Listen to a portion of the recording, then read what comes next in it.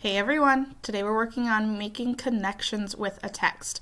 Now we've talked about this before. When you make a connection, the text makes you think of something in your own life, something that you've done, but we can actually go a little more deep with making connections because there are three types of connections to a text that we can make, and that's what we'll focus on today.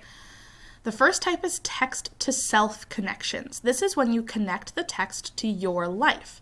You read the story and you think back and say, oh, this reminds me of when this happened to me, or this reminds me of when I did this, or this reminds me of when my mom, dad, aunt, uncle, grandma did this.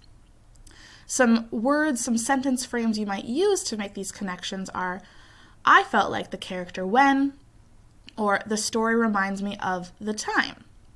Now, I'm going to use Out of My Mind as an example. That's the story that Miss Kelleher's class is reading.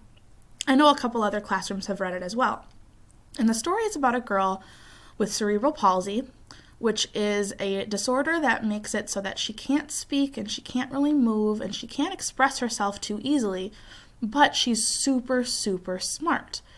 So when I'm reading this, I made a text to self connection and I thought, just like Melody, the character in the story, has a hard time communicating with people, sometimes when I'm with a group of people that I don't know, I get a little bit shy and I have a hard time communicating with them. I pulled up these pictures to show, I don't always have the easiest time saying what I want to if I'm with people I'm not comfortable with. Now, that's a little different for Melody because she wants to express herself but physically can't. But I still thought to myself, I sometimes feel the same way that I struggle with communicating with people. In my case, people that I don't know.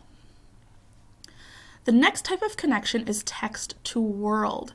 This is when you're reading a story, a nonfiction or fiction text, and you connect the text to the outside world. So what's going on outside of your life, outside of your home? You might use the sentence frame, the story makes me think about blank because blank. Now, when I was reading Out of My Mind, I made a text to world connection because the main character, Melody, has something called cerebral palsy, which makes it hard for her to move and communicate.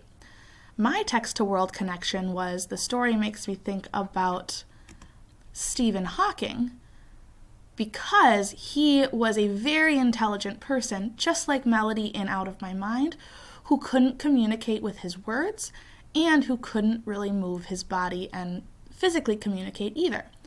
So that was my text-to-world connection because Stephen Hawking is a part of the greater world, not just my family, not another book. The final type of connection that we're going to focus on is text to text. This is when you connect the text you're reading to other texts that you've heard of or read before. You might use sentence frames like, the story makes me think of the book blank because blank, or this character reminds me of another character, blank. They both do this. So I made a text-to-text connection with Out of My Mind, and it made me think of a book that I read a few years ago called Accidents of Nature.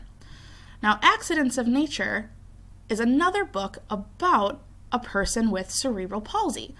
So I thought of that when reading Out of My Mind because Melody has cerebral palsy as well.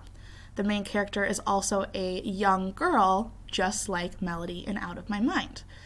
Now, I also want to think of how they're different because I'm always thinking about and comparing and contrasting things.